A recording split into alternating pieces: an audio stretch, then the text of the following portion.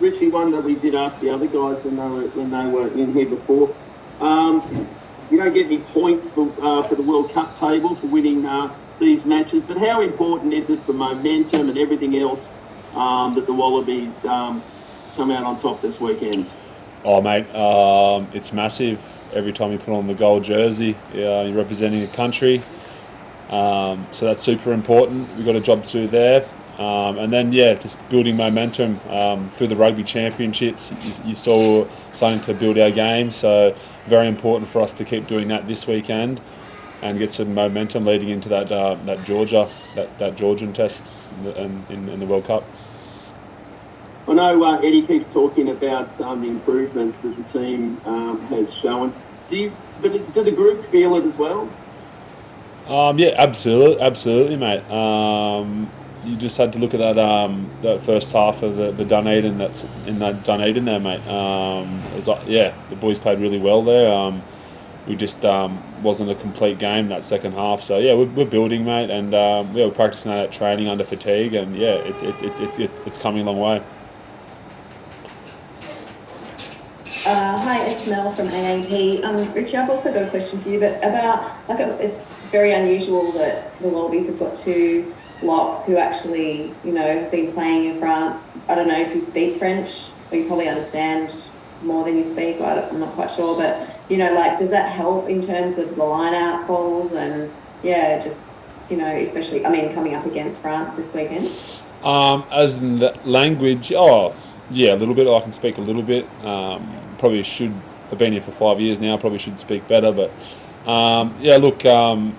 me and Will, obviously. Will plays for La Rochelle. I'm at Toulouse. Play against a lot of these guys. A lot of them are friends. So super excited. Looking forward to it.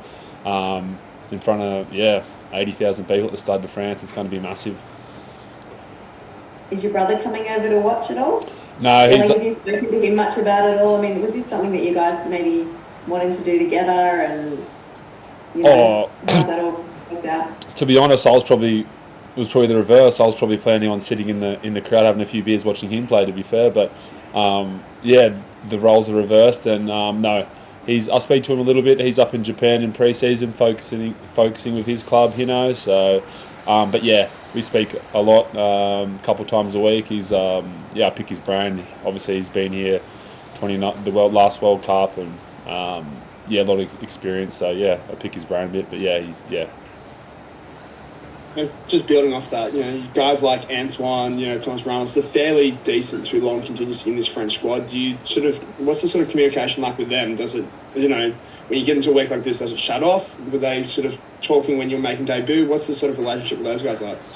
Oh, to be fair, I haven't really. We got a group chat from there for Stade Toulouse. So obviously the top 14's kicked off, so we, keep in contact in that. But I haven't been in contact with those boys this week or anything like that. No. Okay, so for yourself, Langi, coming into this test match, can you just talk about just the sort of what's the 10 areas you've been trying to really improve on, and I guess your growth under Eddie over the past sort of couple of months in camp? Yeah, I'd say coming back from injury, the main thing is just getting my body right, getting my fitness, and JC's been working really hard with me on that, as opposed to the game plan. Just nailing the basics, making your tackles, being hard at the breakdown, just doing what a back row does. As you look at that back row, I think Rob Leota's the oldest at 26. It's a very young group. What do you look to learn off each other, and I guess who's the ones sort of driving those conversations to try and get better?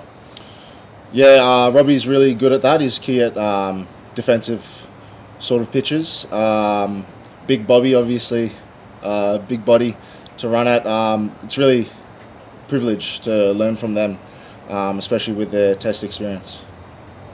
So can you just talk us through that injury timeline as well? I know you missed a bit of time during that Super Rugby season, but was it aggravated when is sort of the process of aggravating it and sort of coming back to this point now? Yeah, so I sort of injured it in the quarterfinals at the end of the Super Rugby season. It was a 4-week injury, but it was a matter of just getting fitness for test.